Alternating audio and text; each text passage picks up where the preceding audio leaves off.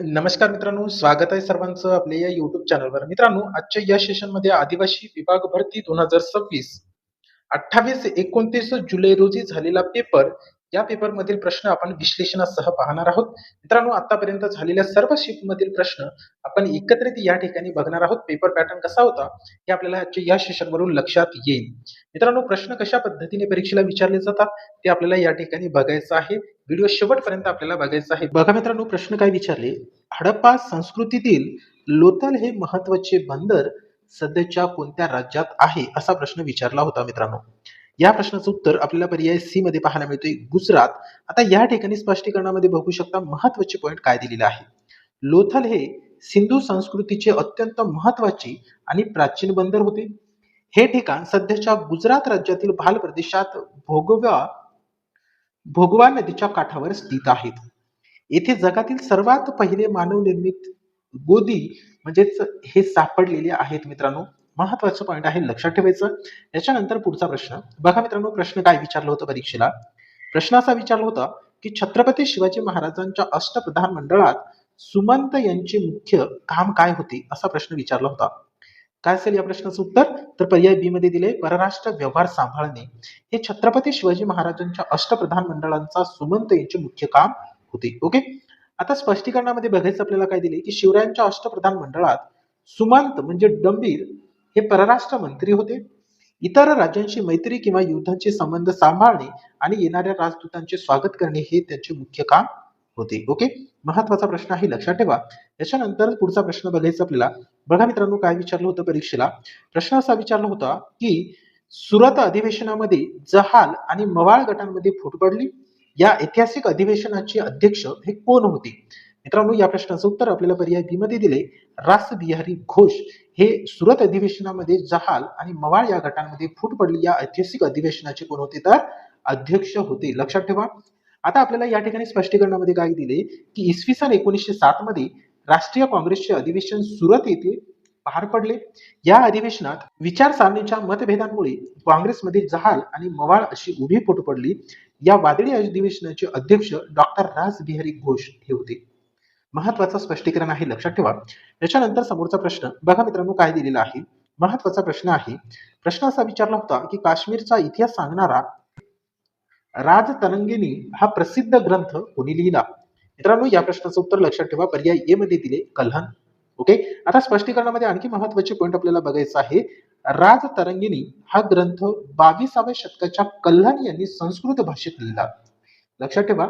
या ग्रंथांमध्ये काश्मीरच्या सुरुवातीच्या काळापासून सविस्तर इतिहास ऐतिहासिक आणि शास्त्रशुद्ध पद्धतीने मांडला गेला आहे. ओके, याच्यानंतर समोरचा प्रश्न बघायचा आपल्याला. बघा मित्रांनो, प्रश्न काय दिलेला आहे. महत्वाचा प्रश्न आहे. प्रश्न असा दिलेला आहे की भारतातील पहिली कामगार संघटना बॉम्बे मिल हँड्स असोसिएशन कोणी स्थापना केली? मित्रांनो, या प्रश्नाचं उत्तर आपल्याला पर्याय बी मध्ये दिले, नारायण मेघाजी लोखंडे हे भारतातील पहिली कामगार संघटना बॉम्बे मिल हँड्स असोसिएशनची स्थापना केली होती. आता स्पष्टीकरणामध्ये बघा काय दिले की नारायण मेघाजी लोखंडे यांना भारतातील कामगार चळवळीचे जनक मानले जातात. त्यांनी कापड गिरणी कामगारांच्या हक्कांसाठी 1890 मध्ये बॉम्बे मिल्स अँड असोसिएशनची स्थापना केली, जी भारतातील पहिली संघटित कामगार संघटना ठरली होती.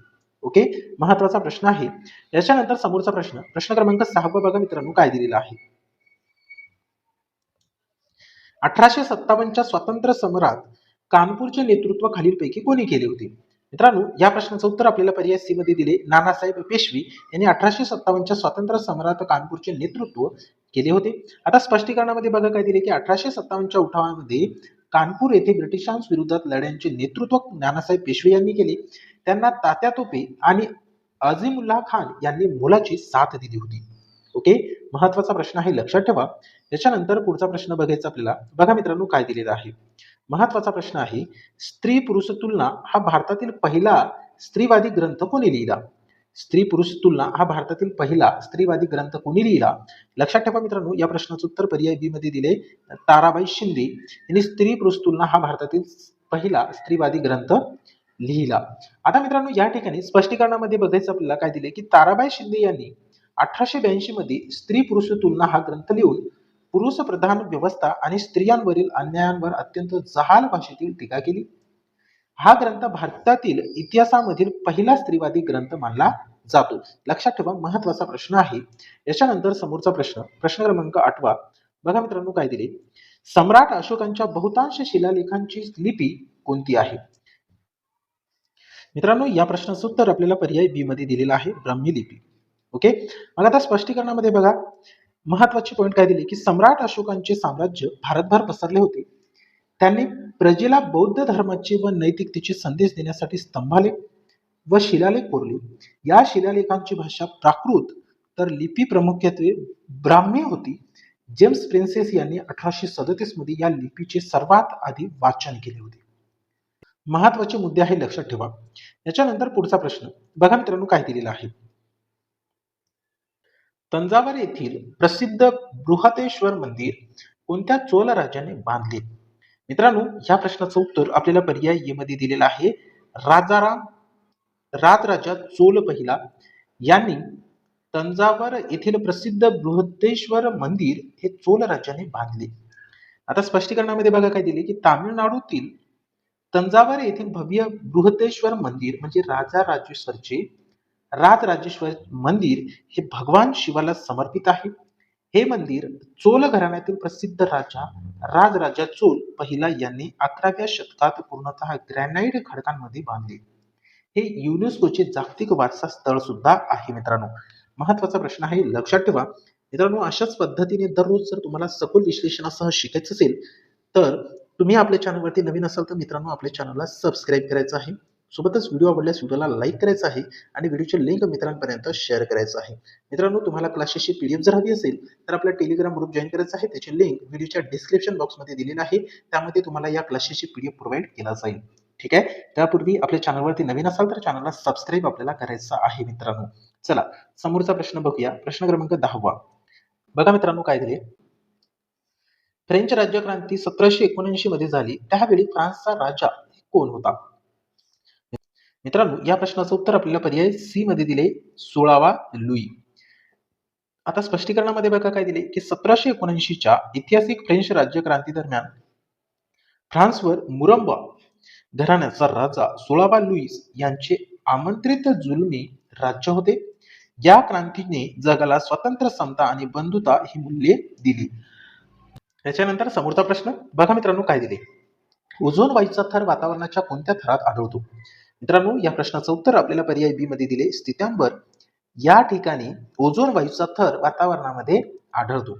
आता स्पष्टीकरणामध्ये समजून घेऊ की ओझोन वायूचा म्हणजे O3 हे रासायनिक सूत्र लक्षात ठेवा. थर वातावरणाच्या दुसऱ्या थरात म्हणजे स्थित्यांबर मध्ये आढळतो. हा थर सूर्यापासून येणारी घातक अतिनील किरणे म्हणजे अल्ट्राव्हायोलेट रे शोषून घेऊन पृथ्वीवरील सजीवांचे रक्षण करतो. हे या ठिकाणी महत्वाचे पॉइंट आपल्याला या ठिकाणी दिलेला आहे. आता पुढचा प्रश्न बघा मित्रांनो काय दिले की खालीलपैकी कोणती नदी पश्चिम वाहिनी नदी नाही? मग मित्रांनो या प्रश्नाचं उत्तर आपल्याला पर्याय सी मध्ये दिले, गोदावरी ही नदी पश्चिम वाहिनी नदी नाही. मग आता स्पष्टीकरणामध्ये बघा काय दिले की गोदावरी ही नदी त्र्यंबकेश्वर नाशिक येथे उगम पावून पूर्वेकडे वाहते आणि बंगालच्या उपसागराला मिळते, म्हणून ती पूर्ववाहिनी नदी आहे. नर्मदा आणि तापी या नद्या पश्चिमेकडून वाहून अरबी समुद्रात मिळतात. लक्षात ठेवा महत्वाचा पॉइंट म्हणजे नर्मदा आणि तापी ह्या नद्या पश्चिमेकडे वाहून अरबी समुद्राला मिळतात आणि गोदावरी ही त्र्यंबकेश्वर नाशिक येथे उगम पावून पूर्वेकडे वाहते आणि बंगालच्या उपसागराला मिळते, म्हणून ती कोणती नदी आहे तर पूर्ववाहिनी नदी आहे. महत्वाचे पॉइंट आपल्याला लक्षात ठेवायचं आहे. याच्यानंतर समोरचा प्रश्न बघा मित्रांनो काय दिले, प्रश्न क्रमांक 13 नंबरचा प्रश्न असा केले की पृथ्वीच्या अंतरंगातील सर्वात अतिल थराला काय म्हणतात? मित्रांनो या प्रश्नाचं उत्तर लक्षात ठेवायचं आहे, पर्याय बी मध्ये दिले, गाभा. पृथ्वीच्या अंतर्गातील सर्वात आतील थराला गाभा असे म्हणतात. मग पृथ्वीचे प्रामुख्याने 3 थर पडतात. मग ते 3 थर कोणकोणते आहेत तर आपल्याला लक्षात ठेवायचं आहे, पहिला आहे भूकवच याला क्रस्ट म्हणतो, दुसरा आहे प्रावरण याला मॅटल म्हणतो आणि तिसरा गाभा म्हणजे त्याला कोर म्हणतात. मित्रांनो सर्वात आतील थराला गाभा असे म्हणतात. सर्वात आतील थराला काय म्हणतात? गाभा म्हणतात. यात प्रामुख्याने निकेल लोह हे धातू असल्याने याला निफे असेही म्हणतात. महत्वाचा पॉईंट आहे, लक्षात ठेवा. याच्यानंतर समोरचा प्रश्न बघायचा आपल्याला, प्रश्न क्रमांक 14 नंबरचा. बघा मित्रांनो काय दिले, विषुववृत्तावर दोन रेखावृत्तांमधील अंतर साधारणपणे किती किलोमीटर असते असा प्रश्न केलाय. मित्रांनो, विषुववृत्तांवर दोन रेखावृत्तांमधील अंतर साधारणपणे किती किलोमीटर असते, तर या प्रश्नाचं उत्तर आपल्याला पर्याय बी मध्ये दिले 111 किलोमीटर. मग आता स्पष्टीकरणामध्ये बघा काय दिले, की रेखावृत्ती ध्रुवांकडे जवळ येतात आणि विषुववृत्तावर एकमेकांपासून सर्वात दूर असतात. विषुववृत्तावर दोन लगतच्या रेखावृत्तांमधील अंतर सर्वाधिक म्हणजे साधारणतः 111 किलोमीटर म्हणजे 111.32 किलोमीटर एवढे असते. लक्षात ठेवा, महत्वाचा प्रश्न आहे. याच्यानंतर समोरचा प्रश्न बघा मित्रांनो काय विचारला होता. या ठिकाणी प्रश्न असा विचारला होता की कापसाच्या पिकासाठी खालीलपैकी कोणती मृदा सर्वात योग्य मानली जाते. मित्रांनो, या प्रश्नाचं उत्तर पर्याय सी मध्ये दिले, काळी मृदा ही कापसाच्या पिकासाठी सर्वात योग्य मृदा मानली जाते. आता या ठिकाणी स्पष्टीकरणामध्ये दिले की दख्खनच्या पठारावरील बेसाल्ट खडकाच्या विधारणेतून काळी मृदा निर्माण झाली आहे. या मृदेची पाणी धरून ठेवण्याची क्षमता जास्त असते. कापसाच्या पिकासाठी ही अत्यंत सुपीक असल्याने हिला काळी कापसाची जमीन किंवा रेंगूळ माती असेही म्हणतात. ठीक आहे, महत्वाचे पॉईंट आहे, लक्षात ठेवा. याच्यानंतर समोरचा प्रश्न क्रमांक 16 बघा मित्रांनो काय दिले, खालीलपैकी कोणता सागरीय प्रवाह उष्ण पाण्याचा प्रवाह आहे. मित्रांनो, या प्रश्नाचं उत्तर आपल्याला पर्याय सी मध्ये दिले, गाल्फ प्रवाह. याला गल्फ प्रवाह असे म्हणतात. मग या ठिकाणी स्पष्टीकरणामध्ये बघायचं आपल्याला, महत्वाचे पॉईंट काय दिले, की गल्फ प्रवाह हा अटलांटिक महासागरातील एक अतिशय वेगवान आणि उष्ण पाण्याचा सागरी प्रवाह आहे. हा प्रवाह विषुववृत्ताकडून उत्तर ध्रुवाकडे वाहतो, तर लेब्राडोर आणि पेरू हे शीत म्हणजे थंड प्रवाह आहे. मित्रांनो, महत्वाचे पॉईंट लक्षात ठेवायचं आहे. याच्यानंतर समोरचा प्रश्न बघा काय विचारलं होतं मित्रांनो परीक्षेला, महत्वाचा प्रश्न आहे, भारतीय संविधानाच्या कोणत्या कलमानुसार अस्पृश्यता नष्ट करण्यात आली. मित्रांनो, या प्रश्नाचं उत्तर आपल्याला पर्याय डी मध्ये दिले, कलम 17. ठीक आहे. आता या ठिकाणी स्पष्टीकरणामध्ये बघा महत्वाचे पॉईंट काय आहे, तर भारतीय संविधानातील मूलभूत हक्कांतर्गत कलम 17 नुसार अस्पृश्यतेचे निर्मूलन करण्यात आले आहे. कोणत्याही स्वरूपात अस्पृश्यतेचे आचरण करणे हा कायद्याने दंडनीय गुन्हा घोषित केला आहे. महत्वाचे पॉईंट आपल्याला लक्षात ठेवायचा आहे. याच्यानंतर समोरचा प्रश्न क्रमांक 18 बघा मित्रांनो काय दिलेला आहे, भारताच्या राष्ट्रपतींना त्यांच्या मदतीपूर्वी पदावरून दूर करण्याच्या प्रक्रियेला हे काय म्हणतात. मित्रांनो, या प्रश्नाचं उत्तर आपल्याला पर्याय बी मध्ये दिले, महाभियोग असे म्हणतात. स्पष्टीकरणामध्ये बघा, संविधानाचा भंग केल्यास संविधानातील कलम 61 नुसार राष्ट्रपतींवर संसदेचे महाभियोग चालवला जाऊ शकतो. ही एक निमन्यायिक प्रक्रिया असून संसदेच्या दोन्ही सभागृहात म्हणजे 2/3 बहुमताने हा ठराव मंजूर व्हावा लागतो. हे महत्वाचे पॉईंट आपल्याला लक्षात ठेवायचं आहे. याच्यानंतर समोरचा प्रश्न बघा मित्रांनो काय विचारलं होतं, महत्वाचा प्रश्न आहे, राज्यसभेचे पदसिद्ध अध्यक्ष हे कोण असतात. या प्रश्नाचं उत्तर आपल्याला दिले पर्याय सी मध्ये, उपराष्ट्रपती हे राज्यसभेचे पदसिद्ध अध्यक्ष असतात. स्पष्टीकरणामध्ये बघा काय दिले, की भारतीय संविधानाच्या कलम 64 नुसार भारताचे उपराष्ट्रपती हे राज्यसभेचे म्हणजे संसदेचे वरिष्ठ सभागृह पदसिद्ध अध्यक्ष हे असतात, म्हणजे एक्स ऑफिसियो चेअरमन हे असतात. मित्रांनो, महत्वाचा या ठिकाणी आपण स्पष्टीकरणामध्ये मुद्दे घेतलेले आहेत. याच्यानंतर समोरचा प्रश्न, ग्रामपंचायतीचा प्रशासकीय अधिकारी आणि सचिव म्हणून कोण काम पाहतो. तर या ठिकाणी आपल्या प्रश्नाचं उत्तर दिले पर्याय सी मध्ये, ग्रामसेवक. हे ग्रामपंचायतीच्या प्रशासकीय अधिकारी आणि सचिव म्हणून काम पाहतो. आता स्पष्टीकरणामध्ये बघा काय दिले, की ग्रामसेवक हा ग्रामपंचायतीचा सचिव आणि मुख्य प्रशासकीय अधिकारी असतो. त्याची नियुक्ती जिल्हा परिषदेमार्फत केली जाते आणि तो ग्राम विकासाच्या योजनांची अंमलबजावणी करतो. तो लोकांचा व सरकारचा दुवा असतो. हे महत्वाचे पॉईंट आपल्याला लक्षात ठेवायचं आहे. ठीक आहे. याच्यानंतर समोरचा प्रश्न क्रमांक 21 नंबरचा बघा मित्रांनो काय परीक्षेला विचारला होता, की संविधानातील कोणत्या घटना दुरुस्तीला मिनी राज्यघटना असे म्हणतात. मित्रांनो, या ठिकाणी आपल्या प्रश्नाचं उत्तर पर्याय बी मध्ये दिले, 42वी घटना दुरुस्ती ही जी आहे या घटना दुरुस्तीला मिनी राज्यघटना असे म्हटलं जातं. स्पष्टीकरणामध्ये बघा काय दिले, की 1976 मध्ये झालेल्या 42व्या घटना दुरुस्तीद्वारे संविधानात मोठ्या प्रमाणावर बदल करण्यात आले. सरनाम्यात समाजवादी, धर्मनिरपेक्ष, अखंडता हे शब्द जोडले गेले. तसेच मूलभूत कर्तव्यांचा समावेश करण्यात आला. यामुळे हिला मिनी कॉन्स्टिट्यूशन असे म्हणतात. मित्रांनो, मिनी राज्यघटना असे म्हणतात. महत्वाचे पॉईंट आपल्याला लक्षात ठेवायचा आहे. याच्यानंतर समोरचा प्रश्न बघा काय दिले, भारताच्या सर्वोच्च न्यायालयाच्या न्यायाधीशाचे निवृत्तीचे वय किती असा प्रश्न केलेला आहे. मित्रांनो, या प्रश्नाचं अचूक उत्तर पर्याय सी मध्ये दिले, 65 वर्ष हे या ठिकाणी भारताच्या सर्वोच्च न्यायालयाच्या न्यायाधीशाचे निवृत्तीचे वय आहे. ठीक आहे. आता स्पष्टीकरणामध्ये बघा काय दिले की सर्वोच्च न्यायालयाचे म्हणजे सुप्रीम कोर्टचे मुख्य न्यायाधीश आणि इतर न्यायाधीश यांच्या वयाच्या 65व्या वर्षापर्यंत पदावर राहू शकतात. उच्च न्यायालयाच्या न्यायाधीशांसाठी वय 62 वर्ष हे ठेवलेले आहे. मित्रांनो, महत्वाचे पॉईंट आपल्याला लक्षात ठेवायचं आहे की या ठिकाणी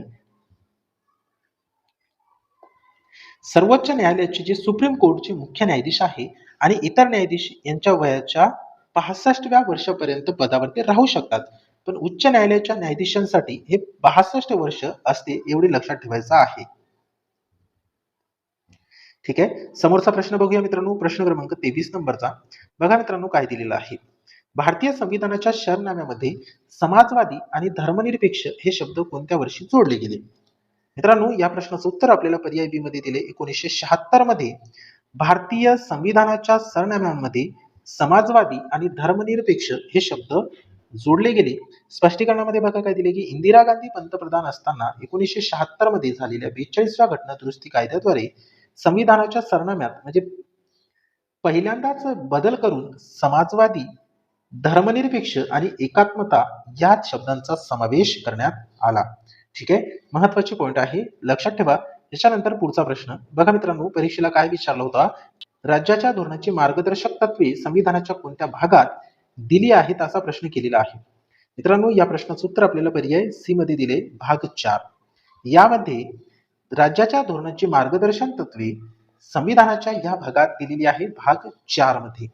आता स्पष्टीकरणामध्ये बघा महत्वाचे पॉइंट काय दिले की भारतीय संविधानाच्या भाग 4 मध्ये कलम 36 ते 51 दरम्यान राज्याची मार्गदर्शक तत्वे directive principle of state policy हे समाविष्ट आहेत. ही तत्वे आपण आयर्लंडच्या संविधानाकडून घेतलेली आहे. महत्वाचे पॉइंट या ठिकाणी लक्षात ठेवा. या ठिकाणी महत्वाचे पॉइंट या ठिकाणी लक्षात ठेवायचं आहे. ही जी मार्गदर्शक तत्वे आहे मित्रांनो, ही आयर्लंडच्या संविधानाकडून घेतलेली आहे. ठीक आहे, महत्वाचा पॉइंट आहे, लक्षात ठेवा. याच्यानंतर समोरचा प्रश्न बघायचा आपल्याला. बघा काय दिलेला आहे. भारताच्या मुख्य निवडणूक आयुक्तांची नियुक्ती कोण करते? भारताच्या मुख्य निवडणूक आयुक्ताची नियुक्ती हे कोण करते? तर आपल्या प्रश्नाचं उत्तर पर्याय सी मध्ये दिले, राष्ट्रपती हे भारताच्या मुख्य निवडणूक आयुक्ताची नियुक्ती करते. संविधान स्पष्टीकरणामध्ये बघा काय दिले की संविधानाच्या कलम 324 नुसार निवडणूक आयोगाची तरतूद भारताचे राष्ट्रपती हे मुख्य निवडणूक आयुक्त म्हणजे चीफ इलेक्शन कमिशनर आणि इतर आयुक्ताची नियुक्ती करतात. त्यांचा कार्यकाळ हे 6 किंवा वयाचे 65 वर्षे यापैकी जे आधी होईल तोपर्यंत असतो. मित्रांनो, हे महत्वाचे पॉईंट आपल्याला लक्षात ठेवायचं आहे. याच्यानंतर समोरचा प्रश्न बघा काय दिले. संयुक्त राष्ट्र संघाची स्थापना कोणत्या तारखेत झाली? संयुक्त राष्ट्र संघाची स्थापना कोणत्या तारखेत झाली? तर आपल्या प्रश्नाचं उत्तर पर्याय बी मध्ये दिले, 24 ऑक्टोबर 1945 या वर्षी संयुक्त राष्ट्र संघाची स्थापना झाली होती. आता स्पष्टीकरणामध्ये लक्षात ठेवा की दुसऱ्या महायुद्धानंतर जगात शांतता आणि सुरक्षितता टिकून ठेवण्यासाठी 24 ऑक्टोबर 1945 रोजी संयुक्त राष्ट्र संघाची म्हणजे युनायटेड नेशन्स ऑर्गनायझेशन UNO ची स्थापना झाली. म्हणूनच दरवर्षी 24 ऑक्टोबर हा दिवस संयुक्त राष्ट्र दिन म्हणून साजरा केला जातो. त्याचा मुख्यालय लक्षात ठेवा न्यूयॉर्क येथे आहे. मित्रांनो, याच्यामध्ये महत्वाची जे पॉइंट आहे ते हायलाइट करून ठेवा. दुसऱ्या महायुद्धानंतर शांतता आणि सुरक्षितता टिकून ठेवण्यासाठी 24 ऑक्टोबर 1945 रोजी संयुक्त राष्ट्र संघाची म्हणजे युनायटेड नेशन ऑर्गनायझेशन UNO ची स्थापना झाली. म्हणूनच दरवर्षी 24 ऑक्टोबर हा दिवस संयुक्त राष्ट्र दिन म्हणून साजरा केला जातो आणि याचं मुख्यालय कुठे आहे तर न्यूयॉर्क येथे आहे. हे महत्वाचे पॉइंट आपल्याला लक्षात ठेवायचे आहे मित्रांनो. ठीक आहे, याच्यानंतर समोरचा प्रश्न बघायचा आपल्याला. बघा काय दिले. या ठिकाणी प्रश्न दिले की सत्यशोधक समाजाची स्थापना कोणी केली? या प्रश्नाचं उत्तर आहे मित्रांनो पर्याय ए मध्ये दिलेला आहे की महात्मा ज्योतिराव फुले यांनी सत्यशोधक समाजाची स्थापना केली होती. स्पष्टीकरणामध्ये महत्वाचे पॉइंट काय दिले की महात्मा ज्योतिराव फुले यांनी 24 ऑक्टोबर 1873 रोजी पुणे येथील सत्यशोधक समाजाची स्थापना केली. शूद्र अतिशूद्र समाजाला पुरोहितांच्या मानसिक व धार्मिक गुलामगिरीतून मुक्त करणे आणि शिक्षणाचा प्रसार करणे हे त्याच्या मागचे मुख्य ध्येय होते. सर्व साक्षी जगतपती त्याला नकोच मध्यस्थी हे त्यांचे काय आहे ब्रीद वाक्य होते मित्रांनो. ठीक आहे, काय ब्रीद वाक्य होते? सर्व साक्षी जगतपती त्याला नकोच मध्यस्थी हे त्यांचे ब्रीद वाक्य होते. महत्वाचे पॉइंट आपण या ठिकाणी घेतलेले आहोत. याच्यानंतर समोरचा प्रश्न बघायचा आपल्याला. बघा काय दिले, मराठा साम्राज्यातील अष्टप्रधान मंडळात पंडितराव हे पद कशाशी संबंधित होते? मित्रांनो, या प्रश्नाचं अचूक उत्तर पर्याय सी मध्ये दिले, धार्मिक व्यवहार. ठीक आहे. आता स्पष्टीकरणामध्ये बघा काय दिले, की शिवरायांच्या अष्टप्रधान मंडळात पंडितराव दानाक्षम हे सर्वोच्च धार्मिक अधिकारी होते. भारतातील दानधर्म करणे, धार्मिक विधी व सण उत्साहांचे आयोजन करणे आणि विद्वानांचा सत्कार करणे हा त्यांची मुख्य जबाबदारी होती. रघुनाथराव पंडितराव हे या पदावर होते मित्रांनो. धार्मिक व्यवहार मराठा साम्राज्याच्या अष्टप्रधान मंडळात याच्याशी संबंधित होते. ओके, महत्वाचे पॉईंट आहे, लक्षात ठेवा. याच्यानंतर समोरचा प्रश्न बघा काय विचारलं होतं परीक्षेला. तर भारताची पहिली रेल्वे 1853 मध्ये कोणत्या मार्गावर धावली? सोपा प्रश्न आहे. या प्रश्नाचं उत्तर पर्यायी मध्ये दिले, मुंबई ते ठाणे. या ठिकाणी भारतातील पहिली रेल्वे 1853 मध्ये या मार्गावर धावली. स्पष्टीकरणामध्ये बघा मित्रांनो काय दिले, भारतातील पहिली प्रवासी रेल्वे 16 एप्रिल 1853 रोजी बोरी बंदर मुंबई ते ठाणे या 34 किलोमीटरच्या अंतरावर धावली. या रेल्वेला सिंध, सुलतान आणि साहिबा हे 3 इंजिन जोडले होते. लॉर्ड डलहौसीच्या काळात ही रेल्वे सुरू झाली होती. महत्वाची पॉईंट आपण या ठिकाणी घेतलेली आहे, लक्षात ठेवा. याच्यानंतर समोरचा प्रश्न बघा, विजयनगर साम्राज्याची स्थापना कोणी केली? विजयनगर या साम्राज्याची स्थापना कोणी केली? तर पर्याय बी मध्ये दिले, हरिहर आणि बुक्क यांनी विजयनगर साम्राज्याची स्थापना केली. स्पष्टीकरणामध्ये बघा काय दिले, की इसवी सन 1336 मध्ये हरिहर आणि बुक्क या 2 भावांनी दक्षिण भारतात तुंगभद्रा नदीच्या काठावर विजयनगर साम्राज्याची स्थापना केली. हम्पी ही या साम्राज्याची राजधानी होती. कृष्णदेवराय हे या साम्राज्यातील सर्वात पराक्रमी राजा होते. हे इम्पॉर्टंट पॉईंट आपण या ठिकाणी घेतलेले आहेत. मित्रांनो, व्हिडिओ कसा वाटला ते कमेंट बॉक्समध्ये कळवा. सोबतच व्हिडिओ आवडल्यास व्हिडिओला लाईक करायचा आहे, सोबतच व्हिडिओची लिंक मित्रांपर्यंत शेअर करायचं आहे. आणि मित्रांनो, तुम्ही आपल्या चॅनलवरती नवीन असाल तर आपल्या चॅनलला सबस्क्राईब करायचं आहे. तुम्हाला दररोज अशाच पद्धतीने सखोल विश्लेषणासह पॉईंट टू पॉईंट या ठिकाणी शिकता येणार आहे. त्यासाठी चॅनलला सबस्क्राईब करून ठेवायचं आहे. मित्रांनो, पुढच्या सेशनमध्ये आपण अशाच पद्धतीचे प्रश्न घेऊन येऊया. भेटूया समोरच्या सेशनमध्ये. तुम्हाला जर या क्लासची पीडीएफ हवी असेल तर आपला टेलिग्राम ग्रुप जॉईन करा. त्याची लिंक मी व्हिडिओच्या डिस्क्रिप्शन बॉक्समध्ये दिलेलं आहे मित्रांनो. त्यावरती जाऊन तुम्ही टेलिग्राम ग्रुप जॉईन करू शकता आणि या क्लासची पीडीएफ त्या ठिकाणी प्रोव्हाइड केल्या जाणार आहेत. ठीक आहे मित्रांनो, चॅनलवरती नवीन असाल तर चॅनलला सबस्क्राईब करा. भेटूया समोरच्या सेशनमध्ये. आजच्या या सेशनमध्ये एवढंच. Thank you so much.